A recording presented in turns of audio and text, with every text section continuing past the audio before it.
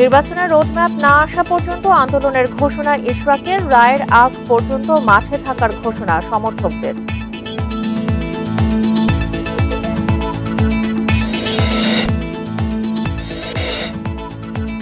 ভারতের সঙ্গে চুক্তি বাতিলের সিদ্ধান্ত হয়নি, জানালেন পররাষ্ট্র উপদেষ্টা। কশিন নিয়ে আলোচনা চলছে, ফেরত পাঠানো হবে ভারতীয়দের।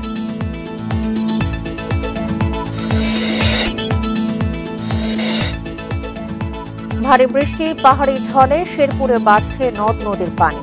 আগাম বন্যার আশঙ্কা, কুড়িগ্রামে তলিয়ে গেছে কয়েকশো হেক্টরের ফসল।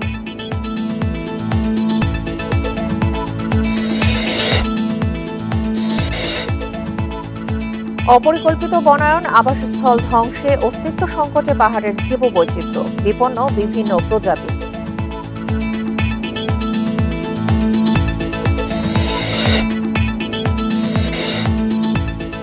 সাপ্তাহিক হাটে উঠতে শুরু করেছে কোরবানির পশু, লালন পালন খরচ বাড়ায় বেড়েছে দাম।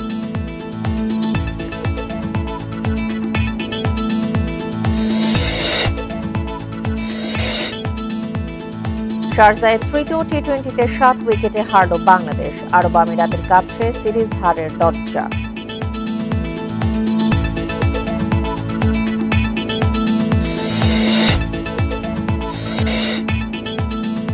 41 বছর পর ইউরোপা লিগ শিরোপা পুনরুদ্ধার করল টটেনহ্যাম, ম্যান ইউনাইটেডের হার।